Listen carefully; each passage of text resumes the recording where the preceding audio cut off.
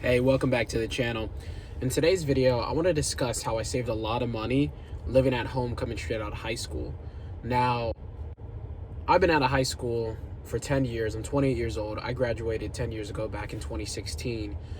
And straight out of high school, I focused on just working and stacking up money and really chasing trying to get work experience to kind of figure out what I wanted to do, professionally. Now, a lot of my peers, the reason they chose not to stay at home is because they went off to four-year universities, elected to live on campus, wanted the whole full experience going to college.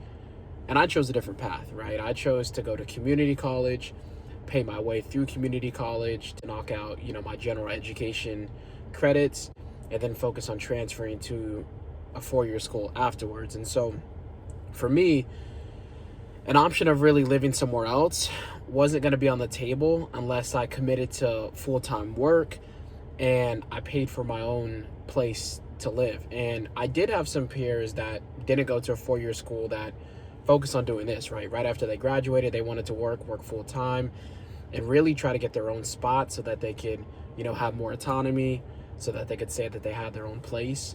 And that was their focus. But, given my upbringing, not having a lot of,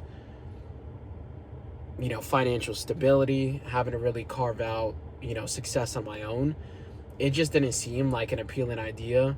One, to go to college for four-year school and live on campus and pay for a lot of that tuition cost. I talked about that in my previous video on how I saved a lot of money, going to community college.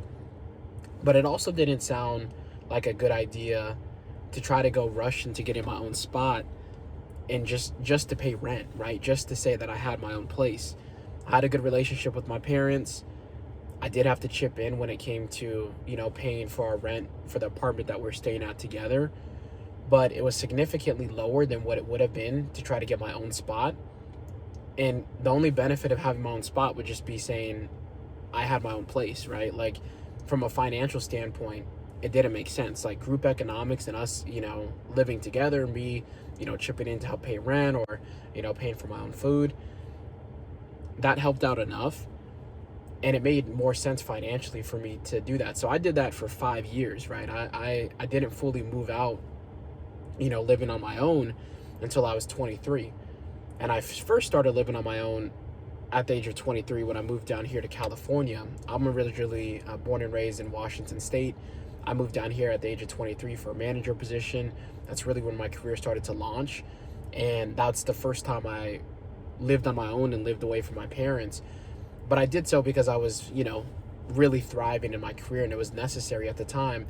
Had I been able to get, a manager position in my home state of Washington, I likely would have grinded out that position and still lived at home because I was saving so much money when it came to not having to pay rent, right? And only really having to pay for my food.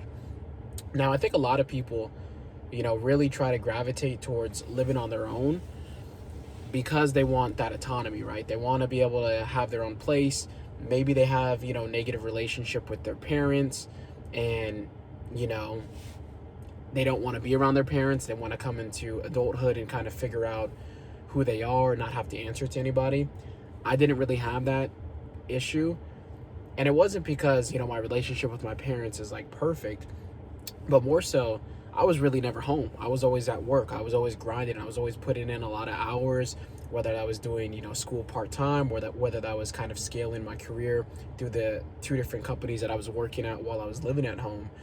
And I was socializing, going out with friends on the weekends and throughout the weekday, staying out late, and really staying home, or me coming into the home was only when I was sleeping, at night when I'm resting my head. And so my time actually spent at home was minimal. And so it really felt like I was not really necessarily had my own place, but I had a lot of autonomy because I was doing what I wanted to do. And I just chipped in financially to, pay a couple $100s to help with the rent and then just took care of my, food. And I was stacking a lot of money. And I think a lot of people should really consider that, especially if they're coming out of high school,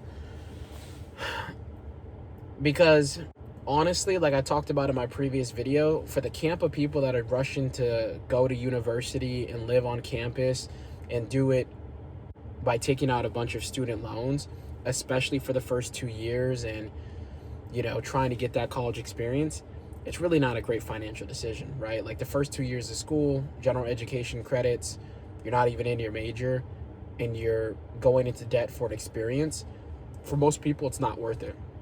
Now, if you got the setup where you got, full ride scholarships, or your parents set up a 529 and they're paying for your school, that's a completely different situation. By all means, go get the experience and do that. But for a lot of people like myself that had to grind it out and didn't want to have to take out student loans, especially for the first 2 years, I elected to go to community college. I did that part-time. I paid my way through.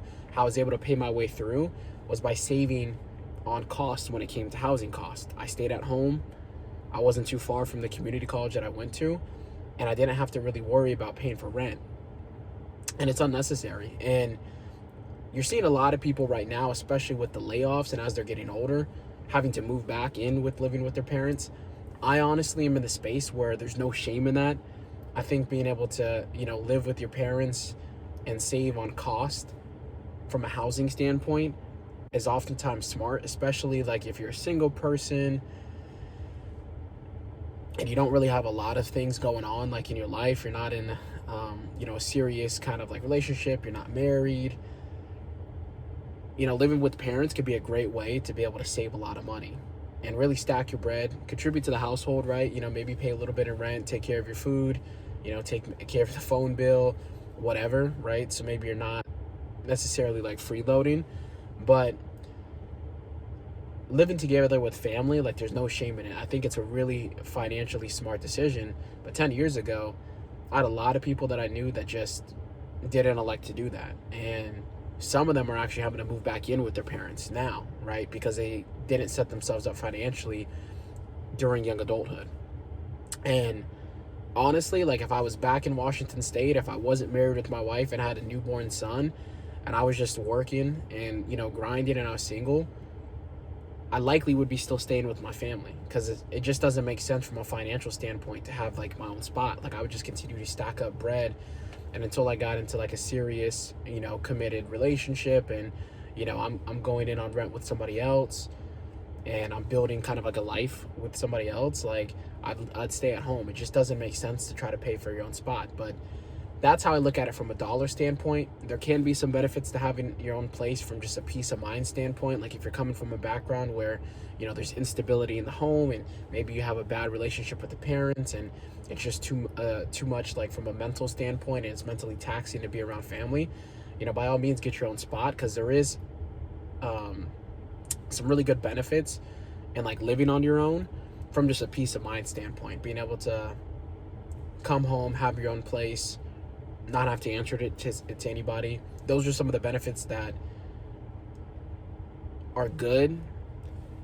You do have to pay the cost for that, so it's not financially advantageous, but there is benefits in like going that kind of path. And it really does force you when you live on your own to kind of have to figure out ways to be able to survive. You find creative ways to be able to earn income, to be able to make money, because you have to pay rent every month. And I've experienced that having to live on my own. But early on in your early 20s, I don't know why people put themselves through that, especially if you come from a background, which most people do, where you're not financially well off, right? You're not a trust fund baby.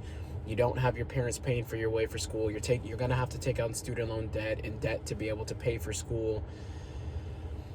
You're just not handed things. Take advantage of the opportunity of staying at home and going to a local community college, especially during those early years, and stack your money, stack your bread. Or even if you don't go to like school, still live at home and just stack paper, stack money, stack as much money as you can. Maybe that's a way for you to be able to pay for your first vehicle cash, right? Or maybe that's a way for you to save up enough money so that you can put a down payment on your first home. There is a lot of benefits in not having to pay for housing costs unnecessarily and doing it during like your early 20s. And you're going to probably get less shame in doing that in your early 20s than what you're going to get when you're in your mid 20s to late 20s to 30s, where socially it might be looked down upon to be able to live at home. again, I'm not in the camp where I think that there's an issue with that, but society at large might not be the biggest fan of that, and it becomes more difficult to be able to swallow that pill to do it at a later age.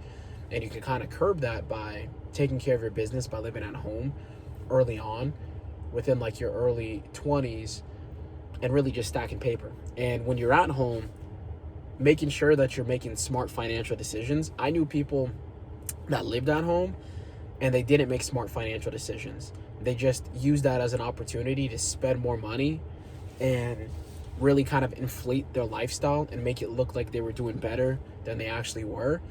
And there's no point in doing that either, right? The point of staying at home is for you to cut cost as much as possible and really leverage the opportunity you have and not having to pay for housing costs, to be able to stack your paper, stack your money, start investing, start building up emergency savings, paying for things cash,